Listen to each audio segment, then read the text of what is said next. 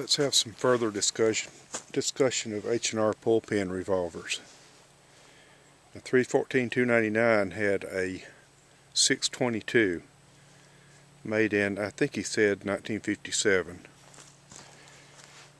And here I have a model 632, which is a centerfire 32 Smith & Wesson Long version of the same revolver, made in 1975.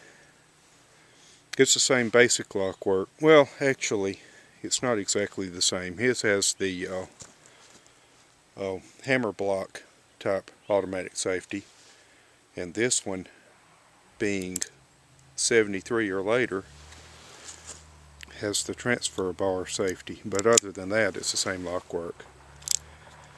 And this one also, where the 1957 version had a baldy tint type center pin lock, this one has a push plunger right here, this button. So you got to push that to pull it out. Now, like his 1957 version, when you pull out the pin, the cylinder can fall out from either direction. That's something I neglected to point out on my 1941 model 922. It actually has the cylinder has a little nub on the front, and the frame has a cutout on this side, so that it can only come out from the right side. So you can hold it with the left side down, pull the pin, and the cylinder won't fall out. So that's a good thing in my book. Now on to the loading notch. This one, I'm not sure if I said or not, this one is made in 1975. Okay, now this one has the loading notch, of course, but like 314-299's, it's not milled out, so it's not functional. See, there's no way a cartridge will fit in that. And I don't know, I might at some point mill it out so that I can load it that way, because it doesn't have a half cock. But the thing is, you can pull back the hammer just enough to unlock the cylinder and rotate the cylinder to where it needs to be. You really don't necessarily need a half cock to be able to do that. So if that notch were milled out enough to accept a cartridge, you could load it that way. But anyway, you can't. So you have to pull the pin, which is not a big deal. I kind of like that. It's not quick loading, but in my opinion, it's a little bit more reliable, a little bit more robust than the swing out cylinder. So I have both, so you know, each has its place and its advantages. Okay, now on to another subject. If you read very much about 32 Smith & Wesson Long on the internet, you will find references to people shooting 32 automatic cartridges in it. Now 32 automatic cartridges are loaded to higher pressure, 21,000 psi or thereabouts, as opposed to the 14,000 or something like that for 32 Smith & Wesson Long. But and 32 H&R mag, by the way, is loaded to the same pressures as 32 auto. But 32 auto is a semi-rimmed cartridge, so it is possible to fire it in 32 long chambers. Not highly recommended, and I'm not recommending it, but I'm going to try it because I have a couple of pieces of ammo here that I picked up off the ground at the range, and again, I don't recommend doing that either. But 32 automatic is a small enough cartridge that it's pretty difficult to severely overload it. So I mean, a full load of bullseye just about fills the case. I mean, a full recommended load. So anyway, since I had these 2 rounds of ammo, I'm going to attempt to fire them and just to see how well it works. Now the headspace is not going to be perfect because they do fit a little bit farther into the chamber than they really should, but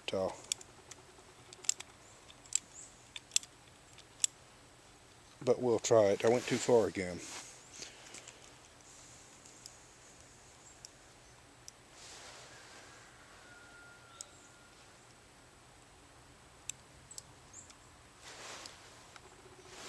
There we go.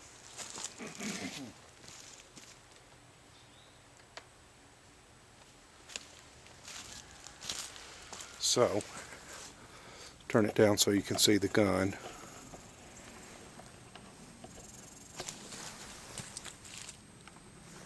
And hopefully it won't blow up the cylinder and ruin my camera. That's a joke. If I thought it were going to do that, I certainly wouldn't be firing it.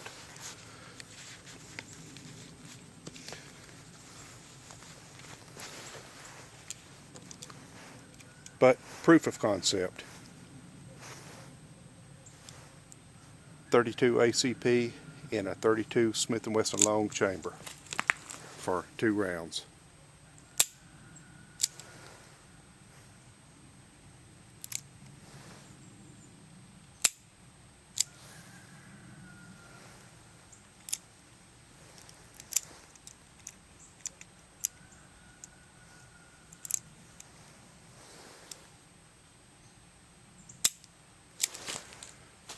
Didn't work.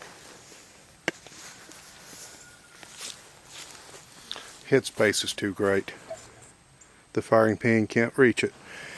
I have done this in another 32 Smith & Wesson Long revolver, and it did work, but it's not going to work in this one. So now let's try this with the ammo that's intended to be fired in it, which is a 32 Smith & Wesson Long, and I'll show you what it looks like. I should have done that before I loaded it. Now that is a Lee 90 grain semi-wad cutter cast bullet, tumble lubed over a warmish load of red dot. It's not plus P or anything, but it's a little bit warmer than the factory loads are, but still within SAMI spec. In fact, it's lighter than the maximum load in my Lyman pistol and revolver handbook for a similar weight of cast bullet. So let's see how it does.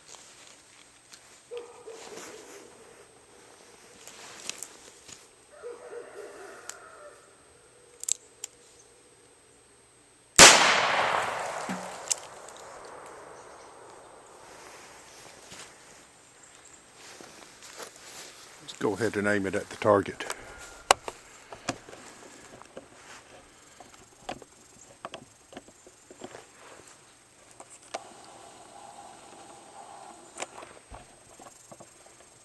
See, I brought one of my buddies out to the range with me, and he started feeling kind of poorly, so I told him to just stand down at that end of the range, and so he wouldn't transmit any of this stuff to me. So he's going to try to catch some of these things. See how he's got his hand up?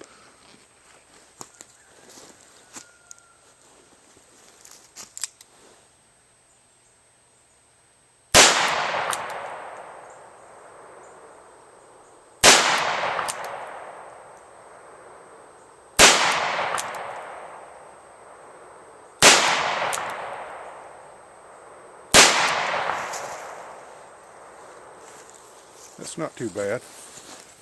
Shooting a little bit high, so I'm having to hold some Kentucky windage on it, or Kentucky elevation, I should say.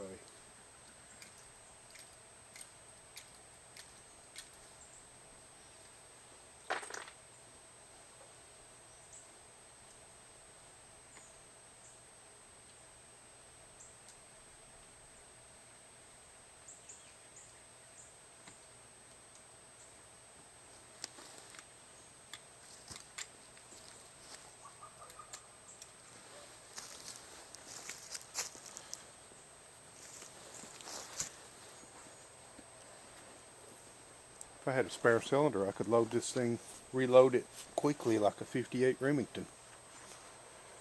I might look into that.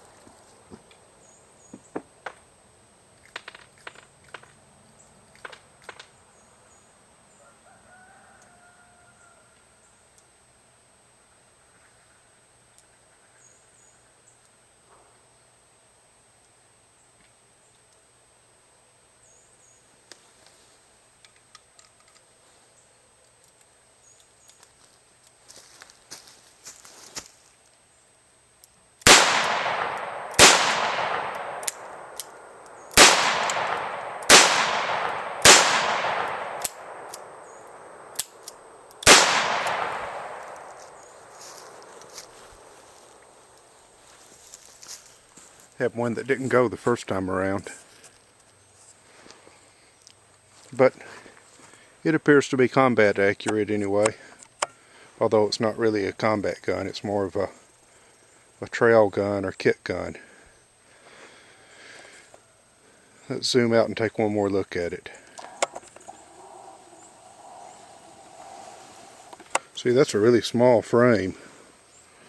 It's actually a smaller frame than my little Taurus 38 Special, Model 85. And of course it's got the 4-inch barrel. But I've got the same thing with a swing out cylinder with a snub nose barrel. And it's a sweet carrying piece. But I think this one actually kind of makes a better trail gun.